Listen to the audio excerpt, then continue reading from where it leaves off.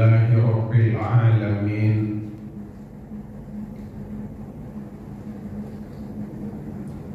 Wassalatu wassalamu ala Rasulillahi ajma'in. Qala Allah Ta'ala fi kitabihil karim. A'udzu billahi minasy syaithanir rajim. Bismillahirrahmanirrahim. Wa aqimus salata wa atuz zakata warka'u ma'ar raki'in. Shadaqallahul azim. Ibu Ketua yang saya hormati, serta ibu-ibu para jemaah sekalian, puji dan syukur kehadiran Allah Subhanahu wa Ta'ala. Alhamdulillah, pada sore hari ini kita kembali dapat mengaji.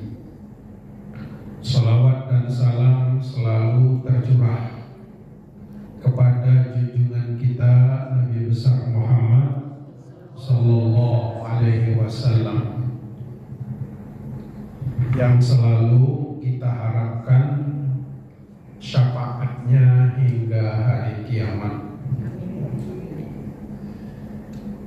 Setelah kita libur Ramadan dan sekarang lewat sudah bulan Syawal dan sekarang sudah berada di bulan Zulqa'dah. Ya, nunggu beberapa sekitar 20 hari lagi kita sudah masuk bulan Zulhijjah. Lebaran pula ya, Lebaran haji. Maka di bulan Zulqa'dah ini kita kembali membuka pengajian kita di masjid ini. Tentu dalam masa-masa libur kita ada kerinduan kita yang biasanya kita ngaji lalu kita libur. Mungkin kalau bagi anak-anak dia senang, wah libur sekolah kan. Jadi libur sekolah itu dia mainlah kerjanya. Berbeda dengan kita sebagai emak-emak, nenek-nenek yang sudah mempersiapkan bekal untuk akhirat. Justru kita merasa rugi ya dengan libur itu. Bukan sebaliknya seperti anak-anak malah meloncat-loncat dikasih tahu besok kita sebulan libur. Wah, meloncat-loncat dia senang huri gitu dia kan. Ibu-ibu kira-kira macam itu dah? Kalau ya begitu diumumkan oleh ketua, sekarang kita mulai lagi pengajian. Aduh, ngaji lagi. Dah kan? Tentu cara berpikir kita tidak lagi demikian, karena justru kita ngaji ya, kita duduk bersama di masjid ini, duduk saja dengan, tidak usah yang lain ya, duduk saja dengan dapat pahala ya kan? Apalagi ngaji, sudah tuh dikasih minum lagi, kasih makan lagi.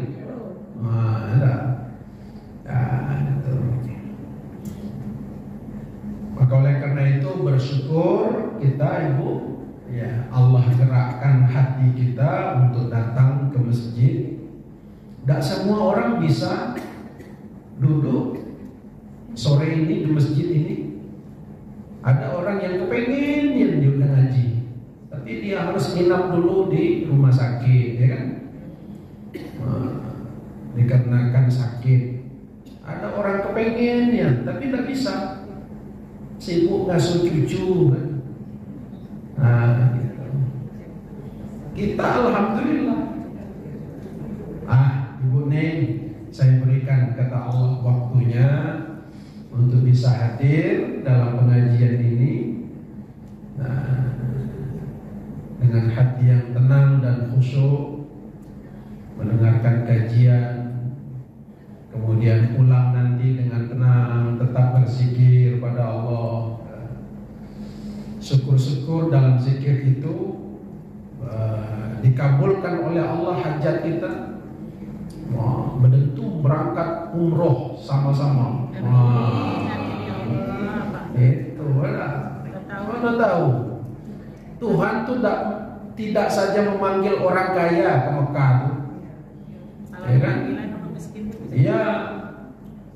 Kalau manggil orang kaya tentu tidak mungkin orang miskin berangkat juga. Tapi nyatanya yang berangkat haji, berangkat umroh, orang miskin berangkat juga. Malah orang kaya tak berangkat. Nah, artinya apa?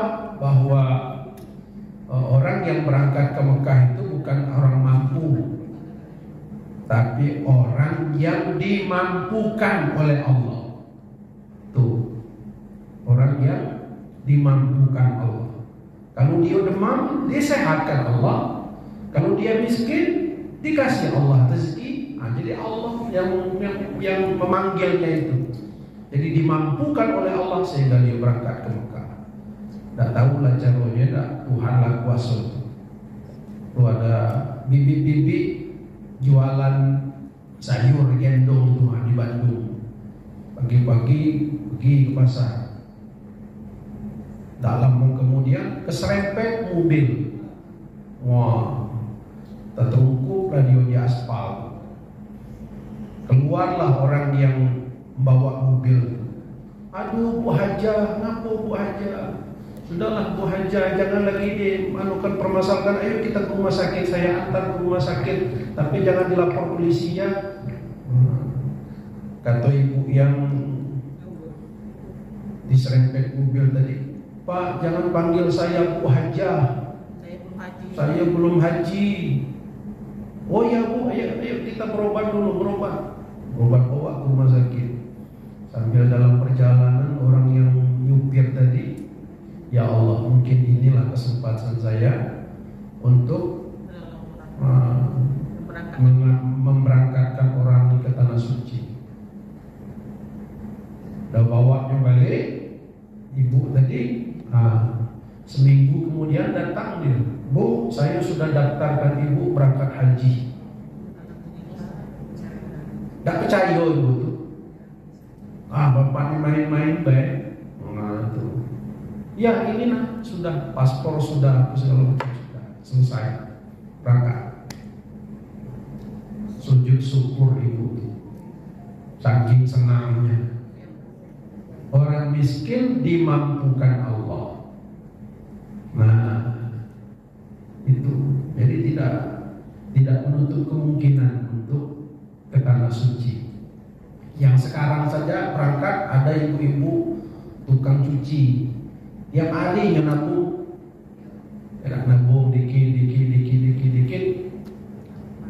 Nah berangkat tahun ini. Itu. Jadi ada orang cepat berangkat, tegak depan jalan. Dia serempet mobil.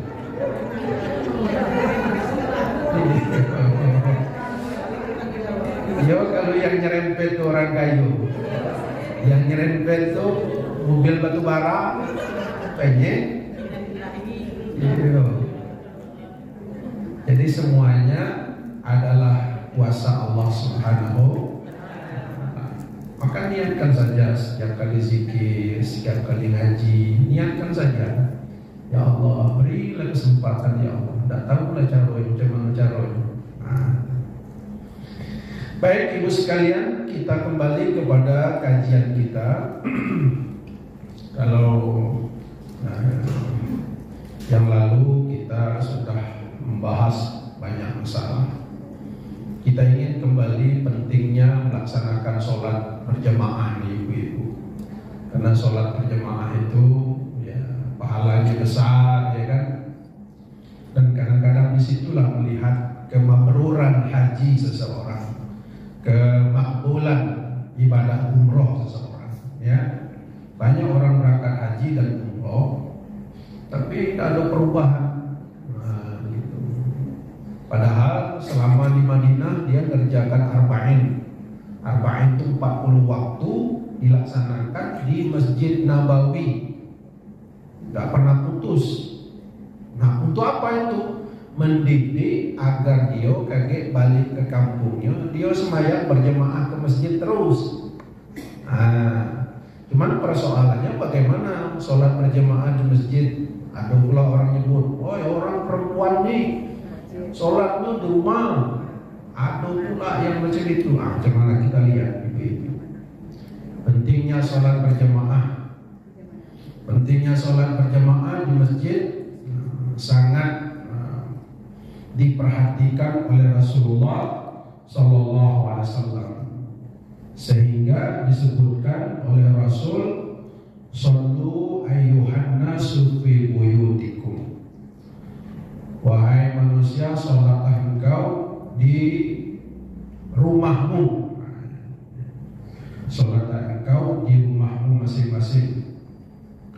Fa inna afdalas sholati, karena sesungguhnya yang paling utama adalah sholat seseorang di rumahnya, ya, di rumahnya. Afdalas sholati sholatul mar'i fi baitihi illa maktubah, kecuali sholat yang difardukan. Jadi jangan sampai sholat yang paling afdol adalah di rumahmu. Nah, kalau titik sampai di situ, berarti sholat yang afdol di rumah, ya. Padahal kelanjutannya belum selesai. Masih ada. Iya. Ya. Afdola fa inna afdolas sholati, ya, sholatul mar'i fi baitihi illal maktubata. Ya, bahwa sholatlah kamu semua wahai manusia di rumahmu masing-masing, karena sesungguhnya yang paling utama adalah sholat seseorang di rumahnya, kecuali sholat yang difardukan, sholat wajib 5 waktu. Artinya apa? Sholat sunatlah kamu di rumah. Nah, gitu. Sholat wajibnya di masjid. Tadi itu kecuali sholat wajib di masjid. Nah, itu pahamnya, ya. Berarti Rasulullah dalam hal ini hadisnya, ya, hadis yang muttafaqun alaih, riwayat Bukhari Muslim ini. Kalau sholat sunnah diutamakan di rumah. Tahajud, ya kan? Witir, sholat apa lagi itu?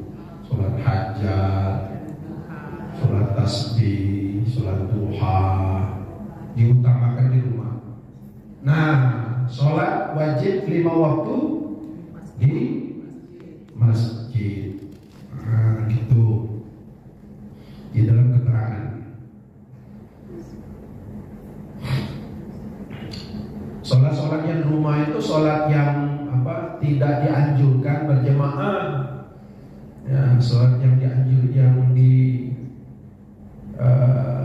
kalau sholat yang dianjurkan berjemaah seperti sholat sunat Idul Adha, Idul Fitri kan dianjurkan berjemaah tuh. Dia di masjid. Sholat yang afdol di rumah itu sholat yang tidak dianjurkan berjemaah, sholat sendiri-sendiri.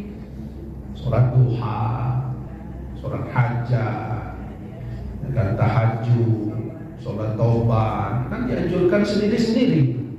Nah, itu yang dimaksudkan dilaksanakan di rumah. Nah, ya.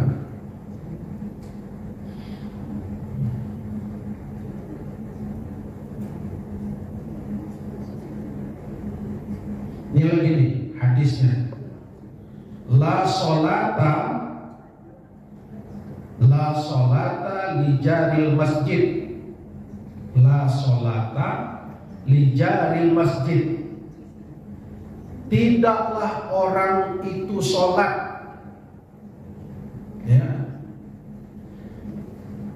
tidaklah orang itu sholat bagi orang yang dekat dengan masjid. Ya. Artinya apa? La sholata li jaril masjid. Ya. Orang yang bertetangga dengan masjid. Bertetangga dengan masjid dekat masjid rumahnya. Rumahnya dekat masjid.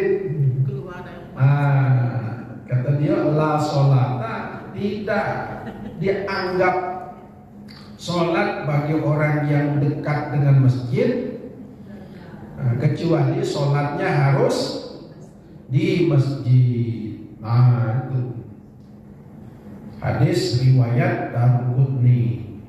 Wah, artinya apa? Bukan tidak sah, sah sholat di rumah. Ya. Kan syarat sah kan tidak ada itu.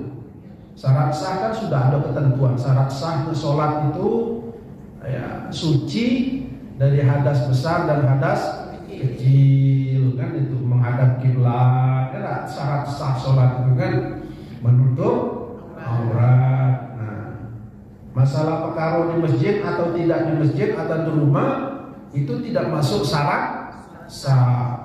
Lalu apa yang dimaksudkan hadis Nabi ini? Artinya pahala sholat berjamaah di masjid tadi dia tidak dapat gitu. Keutamaan. Artinya apa?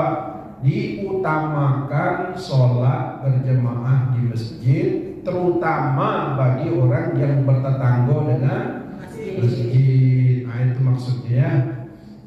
Ada orang memahaminya sendiri, tidak sah orang yang bertetangga dengan masjid kalau sholat di rumah. Nah, itu terus sah, itu marah namanya itu.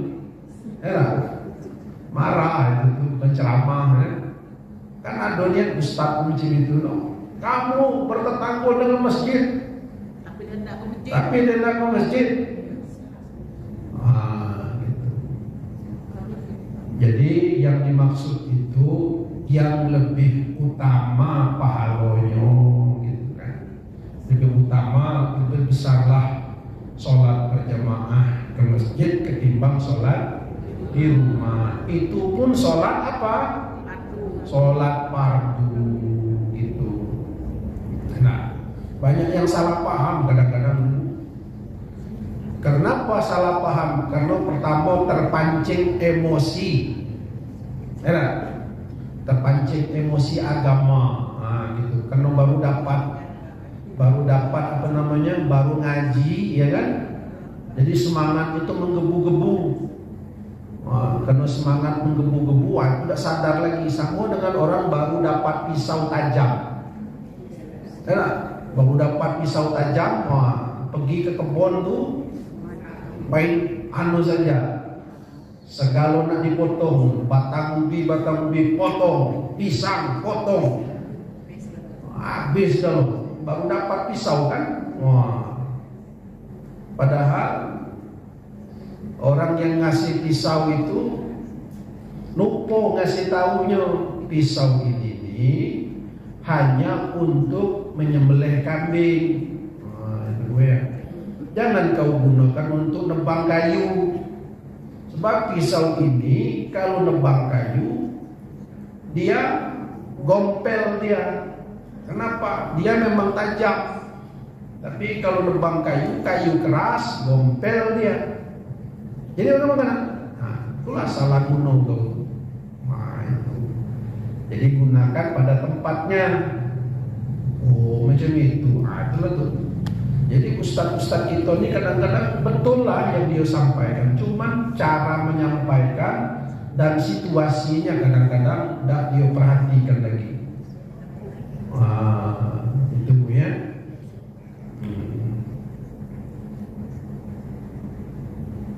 Ada ibu-ibu barulah dia nak ke masjid, selama tidak pernah ke masjid. Apa kata ustaz? Ibu-ibu yang paling afdal sholat di rumah.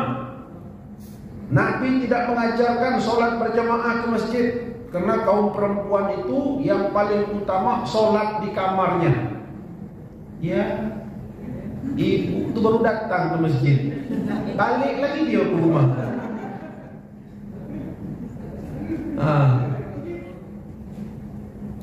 Itu sama juga dengan ibu-ibu atau preman kerjanya mabuk, ngadu ayam, kerjanya di pasar tuh tukang catut orang baik kan, nipu orang. Kemudian diajak sembahyang ke masjid. Lalu tuh dia ke masjid tuh, masuk dalam masjid, nengoki orang macam mana cara sembahyang, masih nak belajar lagi cara sembahyang. Ketemu dengan orang yang tadi itu ceramah tadi itu, ya. Tengok orang tuh berzikir sesudah sholat, dia ikut zikir, ya kan? Sudah sembahyang, la ilaha illallah, la ilaha illallah. Apa kata orang ceramah itu? Berzikir sesudah sholat, zikir bersama itu adalah bid'ah. Setiap bid'ah adalah sesat. Setiap sesat masuk neraka. Jadi oleh karena itu yang berzikir itu adalah masuk neraka. Bingung dia mikirnya. Apa lagi? Saya maling, mencuri, merampok, ya. Jadi preman di pasar disebut orang masuk neraka. Lah masuk masjid saya ikut zikir, ikut sholat, masuk neraka juga. Mendingan sekalian aku berhenti datang ke masjid nih. Akhirnya tidak ada ke masjid lagi preman. Tinggal ustaz pula yang lagi di masjid. Dia masuk surga lah kau dewe. Ya tidak usah ngajak-ngajak orang lah. Gitu. Keterlaluan